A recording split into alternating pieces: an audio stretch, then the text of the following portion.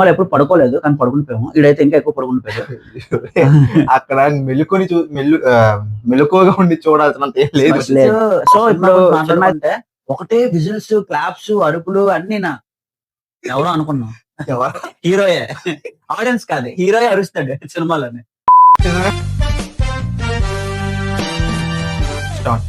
Hi friends, welcome back to our YouTube channel Raj webs Telugu. Finally movie చూడడం జరిగింది, నాగబంధం.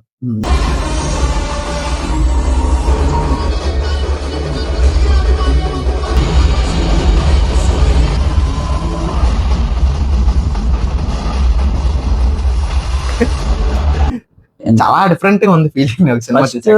Cinema గురించి మాట్లాడుకుంటే ఒకటే విజిల్స్, క్లాప్స్, అరుపులు అన్ని ఎవరో అనుకున్నాం.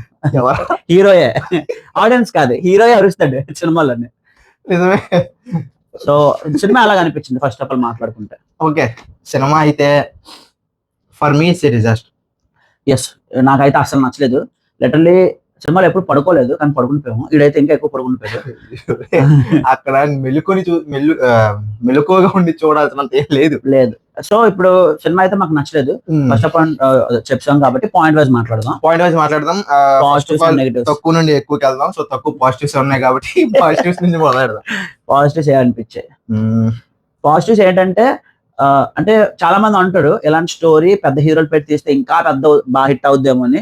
కానీ చిన్న కాస్టింగ్ పెట్టి కాస్ట్ కటింగ్ చేసి ఏదైతే తీద్దాం అనుకున్నారో గ్రాండ్ గా తీశారు. కొంచెం ఏదైతే యాక్టర్స్ కి పెట్టే డబ్బులు వీళ్ళు సేవ్ చేసుకొని సినిమా మీద పెట్టారు. అంటే ఏవైతే సెట్స్ గానీ, ఆ విజువల్స్, విఎఫ్ఎక్స్, సిజిఐ వర్క్ దాని మీద పెట్టడం వల్ల కొంచెం మీకు చూడడానికి బాగుంటుంది సినిమా. అంటే బడ్జెట్ అంతా ఎగ్జాక్ట్ గా తెలీదు, మీకు తెలిస్తే కామెంట్ చేయండి. తక్కువ బడ్జెట్ లోని ఒక మంచి సినిమా తీద్దాం అనుకొని అటెంప్ట్ ఇచ్చారు. మేబీ బడ్జెట్ తక్కువ అయి ఉండొచ్చు కానీ సినిమా చూడడానికి పెద్ద బడ్జెట్ సినిమాలా ఉంది. అవును, అది ట్రైలర్ చూసిన ప్రతి ఒక్కరికి తెలుసు. నెక్స్ట్, సో గ్రాండ్ లాంచ్ అంటే సినిమా స్టార్టింగ్ నుండి పెద్ద సినిమాలో లాంచ్ అయింది. కొంచెం గ్రాండియర్ గా, ఎలాగో ప్రమోషన్స్ బాగా గట్టిగా చేశారు. ట్రైలర్ సూపర్ గా ఉంది. సినిమా స్టార్టింగ్ లో కూడా పెద్ద సినిమా లాగా, అంటే బాహుబలి సెట్స్ లాగా విఎఫ్ఎక్స్ చాలా రిచ్ గా ఉంది. ఎప్పటి వరకు ఫస్ట్ సాంగ్ అయినంత వరకు ఇది అండర్లైన్ చేయండి.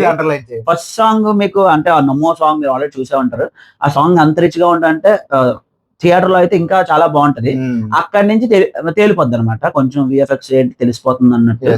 సో నెగిటివ్స్ లో మాట్లాడుకుందాం. సో పాజిటివ్స్ అంటే నేను టికెట్ కొనుక్కుని సినిమాకి వెళ్ళడం పాజిటివ్, ఇంకా అంత మించి పాజిటివ్ లేదు. దూరిపోతాం నెగిటివ్స్ లోకి వెళ్ళిపోతాం. నెగిటివ్స్ చాలా లిస్ట్ ఉంది. సో వన్ బై వన్ వద్దాం. నెగిటివ్ చాలా లాగ్, సినిమా పెద్ద లాగ్, చాలా లాగ్ నిజంగానే. అంటే మాకు లిటరల్లీ నిద్ర వస్తుంది అన్నాం కదా, లాగ్ ప్రో మ్యాక్స్ అన్నది ఇంకేం పేర్లు ఉంటే పెట్టలేము. స్టోరీ చిన్నది, అంటే డ్యూరేషన్ చాలా పెద్ద, 3 hours 10 minutes దగ్గరగా. అంత డ్యూరేషన్ ఎందుకు అంటే ఇప్పుడు అది ట్రెండ్ అయిపోయింది అయితే అర్థం కావట్లే. అందరూ తీస్తున్నట్టు 3 గంటలు మేము తీయాలా అన్నట్టు తీసినట్టు చిన్న స్టోరీని చాలా సాగదీసి అందులో ఒక 6 సాంగ్లు ఇరికించి ప్రతి క్యారెక్టర్ కి ఇంట్రడ్యూస్ అని చెప్పి ఒక టిపికల్ తెలుగు ఫిలిం లోని అలాగా అమ్మ, చెల్లి, మాదర్ హోల్ అనాదా అదే స్పాయిలర్ లాగా ఉంటుంది. ఆడియన్స్ కి ఇంత మాదిరి బావని చంపేయాలి, అది టూ ప్రిడిక్టబుల్. పెళ్లి కొడుకు పెళ్లి ఎలా తాళి కడుతున్నాడు, చంపేయాలి. దాని తర్వాత ఆడ వస్తాడు, అంత చిరాకు వస్తుంది. డ్యూరేషన్ కూడా నా సినిమా అంత అవసరం లేదు, ఎందుకు 3 hours అంటే ఇది చెప్పాల్సింది కదా, తక్కువ చిన్న డ్యూరేషన్ లో చెప్పొచ్చు. కానీ ఎందుకు ఎంత లాగ్ చేశారో స్టోరీలోకి వెళ్ళడానికి, అదైతే మాత్రం ఇరిటేషన్ వస్తుంది. కొన్ని ఎంత లాగ్ చేసి ఒక దాంట్లో బూగిచ్చారా అంటే మళ్ళీ స్పాయిలర్ అయిపోద్ది. చెప్పే స్పాయిలర్ అది తీరేమోలే, మేబీ సెలవు అయిపోవచ్చు. Part 2 రాబోతుంది, ఉండబోతుంది. ధైర్యం ఉంటే మీరు వెళ్ళచ్చు. నెక్స్ట్ మాట్లాడుకుంటే సాంగ్స్. ఫస్ట్ సాంగ్ ఓకే, దాని తర్వాత సాంగ్ 1 by 1 వచ్చేస్తుంటే ఏటిది 1 by 1 రావడం పక్కన పెట్టు, ప్లేస్మెంట్. హీరో హీరోయిన్ కలుస్తారు, ఫస్ట్ ఏమో సాంగ్ అవగానే ఇంకా సాంగ్ లోనే అన్ని అయిపోతాయి. అంటే మేము వదిలేసాం.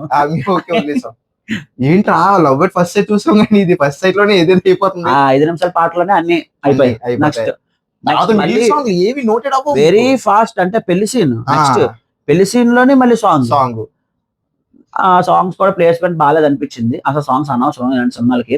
నన్ను అడిగితే సాంగ్స్ తీసేసి మొత్తం స్టోరీ చెప్పుకుంటూ అంతే. ఇలాంటి బాగుంది. సినిమాలు ఏంటంటే మనకి సాంగ్స్ ఏదో తెలుగు పీపుల్ ఇలాగా ఆడియన్స్ అలవాటు అయిపోయారు అని మేబీ తీసారేమో గానీ అవసరం లేదు ఇలాంటి స్టోరీలకి. నెక్స్ట్ కొన్ని ఉన్న ఒక్క సాంగ్ సరైన సాంగ్ ఒకటి నుంచి అది ఫస్ట్ సాంగ్ ఒక్క నోటెడ్ సాంగ్ లేదు. ఆ నమో సాంగ్ ఏటో విజువల్ గా బాగుంది కాబట్టి అసలు నోట్ ఆ 2 సాంగ్ ఉన్నాయో లేవో కూడా తెలియదు మాకు ప్రమోషన్స్ లోనే.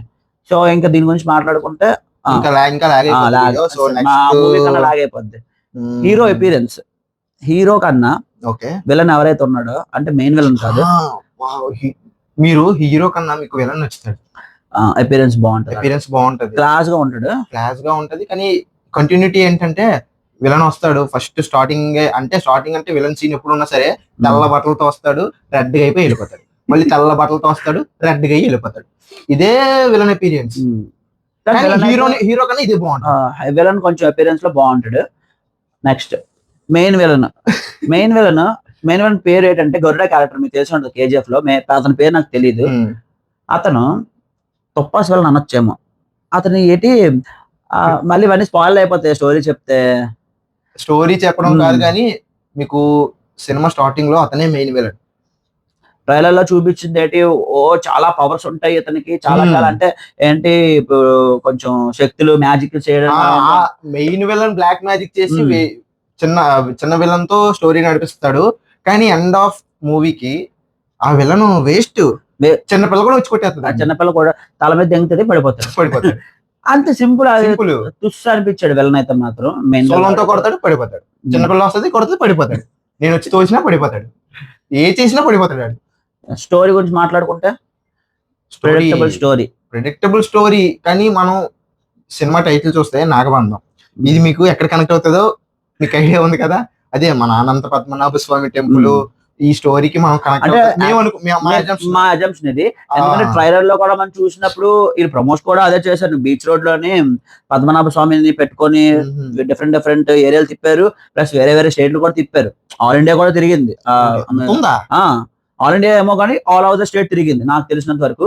సో మనమే అనుకుంటాం ఈ పద్మనాభ స్వామిది 7 రియల్ స్టోరీకి చిన్న లింక్ ఉంటదేమో, మేబీ మనకు తెలియని స్టోరీని చూపిస్తారేమో, ఇన్స్పిరేషన్ గా తీసుకొని తీసారేమో అనుకున్నాము. కానీ నాట్ ఎట్ ఆల్. అసలు దానికి దీనికి సంబంధమే లేదు. ఏదో బ్రహ్మకమలం ట్రైలర్ లో ఉంటే పేరు తప్ప దేనితోనూ మ్యాచ్ అవ్వలేదు. అండ్ ఇంకోటి ప్రెడిక్టబుల్ స్టోరీ ఆబ్వియస్లీ. నెక్స్ట్ నాకు అనిపించింది నెగిటివ్ అంటే నెగిటివ్ కాదు, ఇది నా పర్సనల్. అనవసరంగా సనాతన ధర్మాన్ని ఏదో ఎలివేట్ చెయ్యాలి అనిపించింది నాకు. ఎందుకు అంటే కొంతవరకు ఓకే, అంటే ఇప్పుడు ప్రెసెంట్ ట్రెండింగ్ కదా, మనకి మీద తీస్తే ఆడియన్స్ ని పుల్ చేయొచ్చు అనుకున్నారేమో, మేబీ తీసారు అనిపిస్తుంది. నాకు ఈవెన్ అఖండ 2 లో కూడా అలాగే అనిపించింది. మళ్ళీ దాని తర్వాత ఈ మూవీ అలాగే అనిపించింది. ఎక్కువ సనాతన ధర్మం ప్రమోట్ చేయడానికి అన్నట్టు అనిపించింది. అది మరీ ఇంకా రచ్చగొట్టినట్టు ఉంటాయి మిగిలిన వాళ్ళని. ఏట్రా ఈ పాయింట్ పెట్టారని నాకే అనిపించింది. అంటే వేరే రిలీజన్ కనిపించుండొచ్చు. సో ఇది నా పర్సనల్. నాకు అదే అనిపించింది. అంటే సనాతన ధర్మం చెప్పొచ్చు, మరీ ఇంత రుద్ది చెప్పాల్సిన అవసరం లేదు. సినిమాకి అంత అవసరం లేదు. సో ఇంకా చెప్తే లాగ్ అయిపోద్ది. ఎండ్ ఆఫ్ కాన్వర్జేషన్ ఏంటంటే సినిమా అయితే బాగాలేదు, సజెస్ట్ కూడా చేయండి. నేను సజెస్ట్ చేయలేను. యాక్చువల్లీ ఇంకో మూవీ కూడా ఉంది, రావు బహదూర్. దానికెళ్ళినా బాగుంది అనిపించింది మాకు. అది ఎలా ఉండబోతుందో మరి ఇప్పుడు టైం లేదు, ఎందుకంటే తలనొప్పి పెడుతుంది. దీని మీద ఆ మూవీ బిడ్స్ కొట్టిందంటే ఇంకా మేబీ ఇప్పుడు ఈ మూవీ చూసాక మాకు ఇంట్రెస్ట్ ఆ మూవీ రివ్యూ మేబీ మీకు రేపు రావచ్చు, లేకపోయినా రాకేష్ చేస్తాడు. రేపు నేను ఖచ్చితంగా వెళ్తాను, అది ఎలాగున్నా సరే వెళ్తాను, వెళ్ళి మీకు ఎలాగుందో చెప్తాను ఖచ్చితంగా. So this is our review about Nagabandham. So ఈ వీడియో కనుక మీకు నచ్చినట్లయితే లైక్ చేయండి, షేర్ చేయండి, అండ్ ఇలాంటి రివ్యూస్ కోసం మన ఛానల్ ని సబ్స్క్రైబ్ చేసుకోండి. Yes, thank you and bye for now. మళ్ళా అడుగుతున్నా, నేను సిగ్గు లేకుండా అడుగుతున్నాను, దయచేసి సబ్స్క్రైబ్ చేయండి, నా ఆవేదన అర్థం చేసుకోండి.